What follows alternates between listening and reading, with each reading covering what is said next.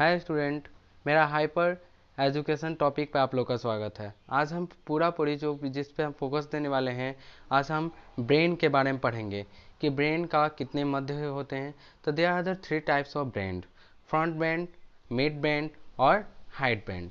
ये 3 प्रकार के हमारे मानसिक जो ऑर्गन्स में ये सब विलुप्त होते हैं। ये हमारे 3 ब्रेन हैं और 3 सतह में इन्हें बांटा गया है। आज हम इन्हीं के बारे में आज इस क्लास में पढ़ेंगे। यहाँ पे दे रखा है कि ब्रेन जो है ये हार्ट को भी कंट्रोल करता है। ये हार्ट है हमारा, हार्ट को कंट्रोल करने का काम करता है। लंग्स को भी यही कंट्रोल करता है और किडनी को भी यही कंट्रोल करता है। ये तीनों जो पार्ट्स हैं हमारे शरीर के एक अंग को कंट्रोल करने में या किसी सोचने समझने या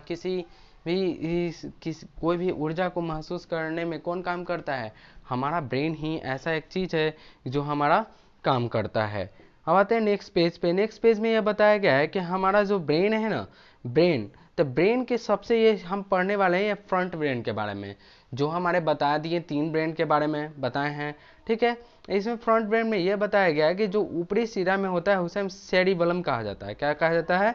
सेरिबेलम। और स्क्यूल जो हमारे सेरिबेलम के जस्ट ऊपर, स्क्यूल से नहीं होता है, उसके खोपड़ी जो उसके हड्डी जो ऊपर हमारे नहीं होता है, जब हमारे बेल मुंडन होता है तो उसके जो ऊपर के जो सतह होता है उसे हम स्क्यूल्स कहा जाता है, खोपड़ी कहा जाता है। ये हमारा है थैलमस, हाइपोथैलमस, पिट्यूटरी ग्लैंड, ये सब जितना भी pons, medulla, medulla oblongata and cerebellum, ये सब के बारे में आज हम क्लास में पढ़ने वाले हैं। लेकिन इससे पहले ये जान लें कि जो मिड फ्रंट ब्रेन होता है, जो हमारे आगे का हिस्सा को हम फ्रंट ब्रेन कहा जाता है, अब बैक का हिस्सा को हम मिड ब्रेन कहते हैं। क्या कहते हैं? मिड ब्रेन कहते हैं।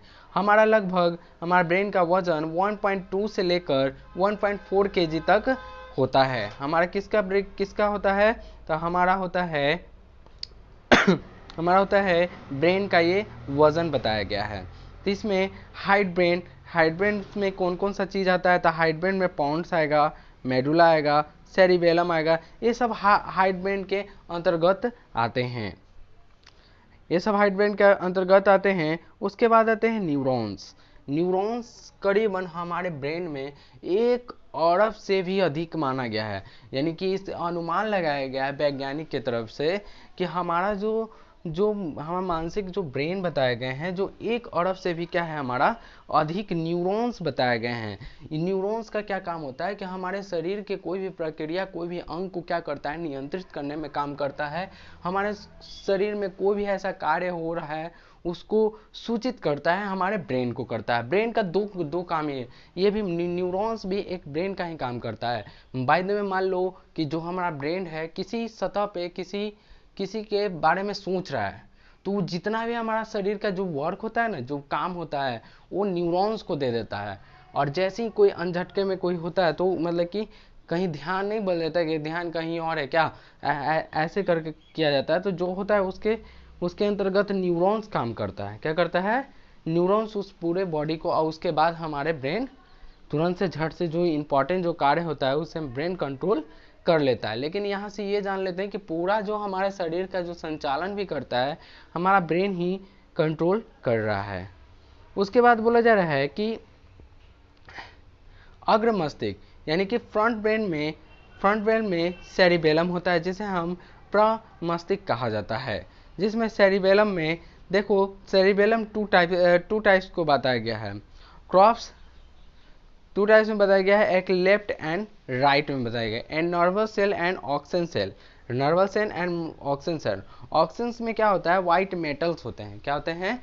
व्हाइट करके एक पदार्थ होता है जिसमें ग्ले मेटल्स, और ये दोनों लेफ्ट साइड, ये ब्रेन को बीचे बीच अगर भाग से काट दिया जाए तो हमें ये ऐसा ही कुछ देखने को हमें मिल जाएगा। उसके बाद बोला जा रहा है क्या कि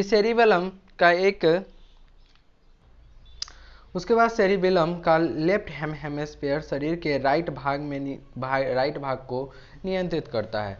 यानी कि जो राइट भाग में जो भी हमारा शरीर का आधा भाग, यानी कि आधा भाग को राइट कंट्रोल करेगा, आधा भाग को लेफ्ट कंट्रोल करता है। लेफ्ट हेमिस्फीयर ये किसे कंट्रोल करता है। ये हमारे ये सेरिबेलम्स है, सेरिबेलम्स को सेरिबेलम्स एंड क्रोनेक्स। इसके बाद आगे देखते हैं हमारा कितने भाग में बताया गया। देखो ये जो फ्रंट ब्रेन का जो कार्य होता है, यानी कि फोर ब्रेन कहा जाता है, इसका कार्य यह होता है कि थिंकिंग करने में, सोचने में, तर्क करने में, कोई भी चीज़ को सॉल्यूशन या प्रॉब्लम, ये सब में हमें क्या करता है, मदद करता है। जैसे हम वॉलिटना एंड म्यूजिक्स को, म्यूजिक की कितना पे सुनना है, क्या कौन म्यूजिक हमें अच्छा लग रहा है, यो आँख का होता है, जिसमें आँख बताया गया, आँख आदि आने वाले सूचनाओं को आग्रह करने की काम कौन भी करता है, सेरिबेलम करता है। ये सब जितना भी पार्ट्स है ना, ये पूरा पार्ट्स, ये अभी हम पूरा डिस्कस करने वाले हैं कि ये क्या होता है। एक झाड़ीदार की जैसा जो ब्रेन में हमारा दिख रहा है, ये क्या होता है, उस पर भी हम ध्यान देंगे। उसके बाद ध्यान दो, यहाँ पे रखा है फोर ब्रेन में थैलमस। जो थैलमस होता है एक अंडाकार के जैसा, हमारे ब्रेन के एक छोटे से अंग में एक अंडाकार के जैसा होता है, ये हमारा हाइपोथैलेमस। इसका जो काम होता है ना, कि यह ठंडा, दर्द, गरम को पहचानने में क्या करता है, मदद करता है। अगर हम लोग को दर्द हो रहा है, फीलिंग हो रहा है या ठंडा लग रहा है, तो ये सब किससे हमें पता चलता है, थैलमस के द्वारा। हमारे ब्रेन का एक ऐसा अंग है जिसके द्वारा हम ये सब जान पाते हैं कि हमें ठंडा लग रहा है, बुखार लगा हुआ है, तबीयत खराब है, ये सब हमें बताया जाता है। उसके बाद नेक्स्ट में यह बताया जा रहा है कि फोरब्रेन यानी कि मध्य अग्र मस्तिष्क, जिसे हम हाइपोथैलेमस क्या होता है, थैलेमस के जस्ट नीचे होता है। ये हाइपोथैलेमस जो होता है ना, इसका जो कार्य होता है, कोई भी चीज को कंट्रोल करने में काम करता है। यानी कि हाइपोथैलेमस का ये काम है कि ये ब्रेन का वह पार्ट है जो थैलेमस के नीचे होता है। हम क्या बोले उस टाइम में, बोले थे कि ये हाइपोथैलेमस ये थैलेमस के नीचे होता है। हाइपोथैलेमस ये हाइपोथैलेमस थैलेमस के जस्ट नीचे होता है, इसे हम हाइपोथैलेमस कहा जाता है। हाइपोथैलेमस में भूख, प्यास, घृणा या क्रोध, प्यार, ये सब इमोशंस को कंट्रोल करने में काम करता है। किसी से घृणा आ रहा है, किसी से क्रोध कर रहे हैं, या किसी से बहुत ज़्यादा ही प्यार हो गया, चाहे चाहत हो गई, ये सब का जिससे भी कनेक्टेड किससे होता है, हाइपोथैलेमस इसे क्या करता है, कंट्रोल करता है, इमोशंस को कंट्रोल करता है। समझ में आया। और इसके बाद नेक्स्ट पेज पे चलते हैं। इसके नेक्स्ट पेज पे क्या बताया जा रहा है वो देखेंगे, फोर ब्रेन के बारे में। हाइपोथैलेमस यह ब्रेन का वह पार्ट है जो थैलेमस के नीचे होता है, ये तो बता दिया गया है। ये पिट्यूटरी ग्लैंड भी कहा जाता है, इसे जो हाइपोथैलेमस जिसे कहते हैं ना, उसे हम पिट्यूटरी ग्लैंड भी कहते हैं। पिट्यूटरी ग्लैंड को हम मास्टर ग्रंथि भी कहते हैं, मास्टर ग्लैंड भी कहते हैं। समझ में आया, मास्टर ग्लैंड्स भी इन्हें कहा जाता है। अब आते हैं नेक्स्ट पे। अब क्या बताया जा रहा है उसके बाद, कि इसके नीचे में पिट्यूटरी ग्लैंड होती है जिसे हम हाइपोथैलेमस कहा जाता है, ये अभी हम बताएं। और इडिक्यूट ग्लैंड से निकलने वाले हार्मोन्स को, या ये एक प्रकार के मान लो कि जो डोपामिन हार्मोन्स, इसे क्या करता है, रिलीज करता है। क्या करता है, रिलीज। ये डोपामिन हार्मोन्स कब रिलीज करता है हमारा ब्रेन, जब हम कोई चीज़ को सीखने या कोई चीज़ में उत्सुकता जागता है कि हमें ये चीज़ करना है, हमें ये चीज़ हमें बनना है, तो उसमें क्या करता है, हमें ये मदद करता है। कौन करता है, हमारा डोपामिन हार्मोन्स जो रिलीज होता है ना, ये करता है। ये फ्रंट ब्रेन इसे पूरा कंट्रोल करने का काम करता है। इसके बाद देखते हैं अग्र मस्तिष्क। अग्र मस्तिष्क क्या होता है, जिसमें हाइपोथैलेमस, यह ब्रेन के का वह पार्ट होता है जो थैलेमस के नीचे होता है। यह ब्रेन का वो एक ऐसा पार्ट है जिसे ब्रेन के नीचे होता है। यह शरीर के टेम्परेचर, शरीर के पानी या मात्रा को भी कंट्रोल करने का काम करता है। कौन करता है, जो हाइपोथैलेमस के जस्ट इसके क्या होता है, नीचे होता है। जो को देखा हाइपोथैलेमस है, हाइपोथैलेमस के जस्ट नीचे ये जो भाग है, इसे कहा जाता है, जो एक टेम्परेचर को मापने के लिए यूज किया जाता है, प्रयोग किया जाता है। अब आते हैं नेक्स्ट पेज पे। नेक्स्ट पेज में क्या बोला जा रहा है कि यहाँ पे हाइपोथैलेमस, देखो ये हाइपोथैलेमस के पूरा डिटेल्स में पढ़ने वाले हैं, पूरा जितना है। फंक्शंस के नीचे में पिट्यूटरी ग्लैंड स्थित होता है, जिसे हम हाइपोथैलेमस के इडक्टरी ग्लैंड के हार्मोन्स करता है। ये तो हम पढ़ा चुके हैं, नेक्स्ट उस पेज में दोबारा ही पेज आ चुका था, तो इसे नेक्स्ट पेज में चलते हैं। ये भी लगता है दोबारा ही पेज आ रखा है, यहाँ पे चलते हैं। अब यहाँ पे देंगे मिड ब्रेन, यानी कि मध्य मस्तिष्क के बारे में हम लोग पढ़ेंगे, यानी कि मिड ब्रेन।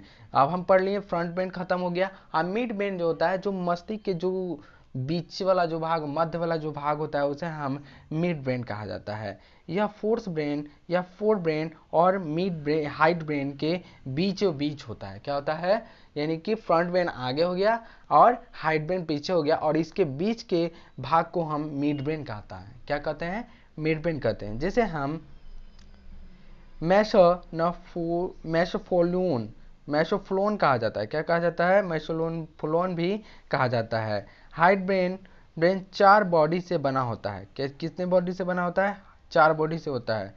कोपोरा हाइड्रोजोमिन कोपोरा हाइड्रोजोमिन कहते हैं। क्या कहते हैं, कोपोरा हाइड्रोजोमिन कहा जाता है। जो यहाँ पे देख सकते हैं, कोपोरा हाइड्रोजोमिन एक ऐसा दिखता है, जो हमारे पिक्चर्स में हम पूरा डिटेल्स के साथ पिक्चर्स थ्रू सब कुछ ये सब में हम रिलीज कर चुके हैं, बता चुके हैं। इसके बाद आते हैं नेक्स्ट पेज पे। नेक्स्ट पेज में क्या बोला जा रहा है कि हाइड ब्रेन को हम सेरिबेलम होते हैं। यह मस्तिष्क का दूसरा सबसे बड़ा भाग है। यह मस्तिष्क का कौन सा बड़ा भाग है, ये दूसरा बड़ा भाग है। कौन है भाई, तो हाइड ब्रेन है। इसमें कोई भी इंटरेस्ट नहीं लेना है, जितना कहानी के जैसा हम पढ़ा रहे हैं बस उसी कहानी पे हमें फोकस करना है। क्या है नहीं, बस थोड़ा सा 4-5 को जो पॉइंट्स होते हैं उस पर नोट करना है। हाइपोग्लैंड का होता है, हाइपोथैलेमस यहाँ होता है, ये सब पे हमें ज़्यादा फोकस करना है। ठीक है, ये हम बार बार बता चुके हैं कि पिट्यूटरी ग्लैंड हमारे यहाँ पे अवस्थित है। उसके बाद आते हैं नेक्स्ट पेज पे। जो हमारे यह मस्तिष्क का सबसे बड़ा भाग कौन होता है, यहाँ से क्वेश्चन पूछ देगा कि मस्तिष्क का सबसे बड़ा भाग कौन होता है, तो हाइड ब्रेन होता है। कौन होता है, हाइड ब्रेन को कहते हैं। अब आते हैं हाइड ब्रेन यानी कि सेरिबेलम। ये जो हमारा है सेरिबेलम है, ये जो है ना हमारा जो ब्रेन ऐसे ऐसे ऐसे ऐसे करके जो बना होता है, ये एक जेली की तरह बना होता है। यह मस्तिष्क का दूसरा सबसे बड़ा भाग है। यह सेरिबेलम का बेस के नीचे ही स्थित होता है, जो अनेक खराचे से क्या बना हुआ आता है। अनेक खराचे से क्या होता है, बना हुआ रहता है। इसे हम बुआ कहते हैं सेरिबेलम। ये पूरा जो डॉट में देख रहे हो ना, इसे हम कहते हैं सेरिबेलम कहा जाता है। इसके बाद हम जो लाएंगे, जो क्लास हम लाने वाले हैं, जो हार्ट के बारे में, पूरे हार्ट के स्ट्रक्चर्स को, हार्ट कैसे करता है, हार्ट कैसे वर्क करता है, ब्लड को कहाँ सर्कुलेट करता है, कैसे करता है, एक साल में कितना मतलब कि ब्लड को सर्कुलेट है हार्ट कर सकता है, तो 76,000 कर सकता है, 7600 करता है। क्या करता है, 24 घंटा में ब्लड को हार्ट कितने 24 घंटा में ब्लड को हार्ट 7600 बार पंप करता है ब्लड को। क्या करता है, किसको पंप करता है, ब्लड को करता है। अब आते हैं नेक्स्ट पेज पे। नेक्स्ट पेज में बोला जा रहा है कि हाइड ब्रेन के बारे में बताया जा रहा है, यानी कि हमारा यह सेरिबेलम है, यह मस्तिष्क का सबसे दूसरा भाग होता है, जो वेस्ट होता है। ये खराचे, ये सो हम तो ये पढ़ा चुके हैं, दोबारा आ चुका है।